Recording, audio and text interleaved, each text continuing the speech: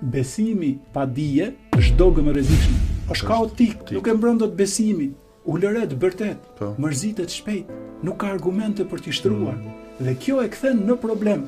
Dhe shisa thënie të bukur ka, supersticionet thot drejtohen nga ignorantët dhe pasohen nga masat, ka raste edhe nga njerëzit që kanë kulturë.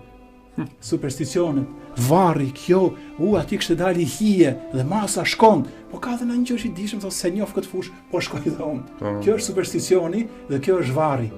Kurse thot Islamin e drejtojnë shkencëtarët, dietarët, njerëzit e dijes dhe masat kuptojnë aq sa kanë mundësi dhe të gjithë bashkë adhurojnë Zotin e gjithësisë. Kurse gjërat e kota është një tip i çuditshëm, zakonisht nuk krifet, vishet Zoti e di se si, edhe njerëzit nga që s'kan orientim, s'kan dije, mendojnë që po të jesh i bukur dhe të vishesh bukur nuk është e fesë, po të kesh makinë të mirë, po të punosh me djerë dhe të bëhesh i pasur, ky s'ka lidhje me fen, se ky për botën tjetër duhet ta lejë këtë botë. Nëse një njeri ka kulturë dhe është i sjellshëm, dhe është elastik, dhe është fani, dhe është fin, ky s'ka lidhje me besimin.